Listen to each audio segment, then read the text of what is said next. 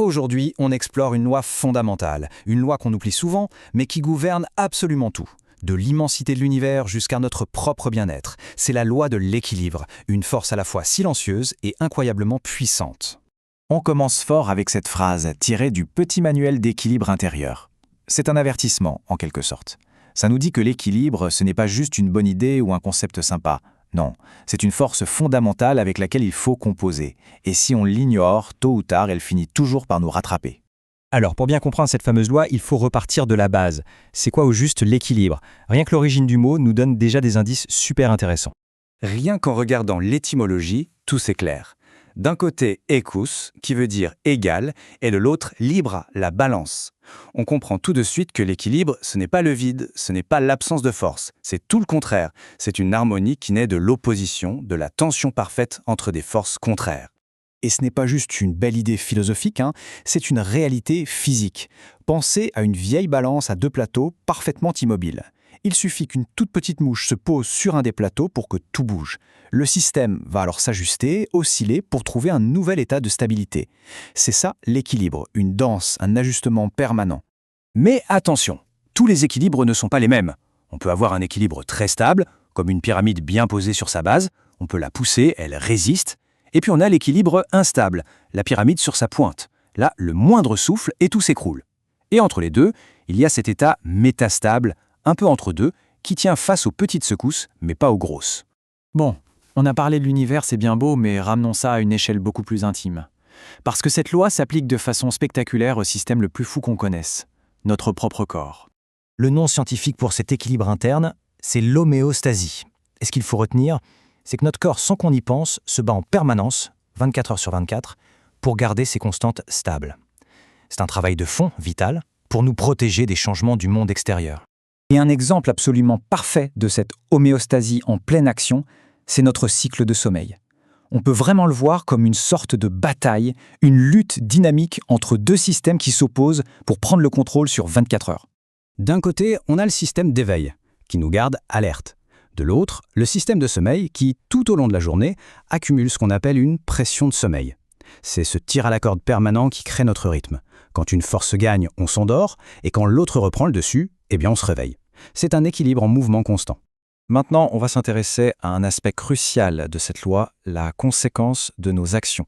Et pour ça, l'image du balancier, ou du boomerang si on préfère, est vraiment très très parlante.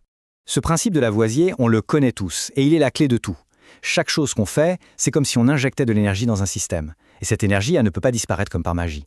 Elle se transforme en une réaction, un retour. C'est le balancier qui, quoi qu'il arrive, revient toujours. C'est très simple. Imaginez une balançoire. Si on la pousse tout doucement, elle revient doucement vers soi. Logique. Maintenant, si on la pousse de toutes nos forces, très loin, très haut, elle va revenir avec une violence proportionnelle. C'est ça l'effet boomerang. Une petite action, un petit rééquilibrage. Une action extrême, une réaction tout aussi extrême. Et qu'est-ce qui se passe quand on pousse ce balancier trop fort et surtout trop longtemps? Le système qui doit gérer le retour s'épuise, on tire sur l'élastique jusqu'au point de rupture. Et ça, c'est le mécanisme exact du burn-out, un exemple malheureusement très concret de l'effondrement d'un système poussé à bout. Le processus est presque mathématique. D'abord, un stress très fort. Le corps, pour tenir le coup, produit du cortisol, l'hormone de la performance. Mais si le stress continue, les batteries se vident, les ressources s'épuisent, jusqu'au moment où il n'y a plus rien. Le barrage lâche, c'est l'effondrement. La conséquence directe d'avoir ignoré le retour du balancier.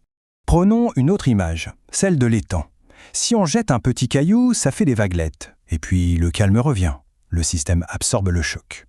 Mais si une météorite tombe dans ce même étang, l'impact est tellement énorme que l'écosystème ne pourra jamais revenir à son état d'origine. On a dépassé le point de non-retour. Alors, la question c'est, face à cette loi qui semble si implacable, on fait quoi?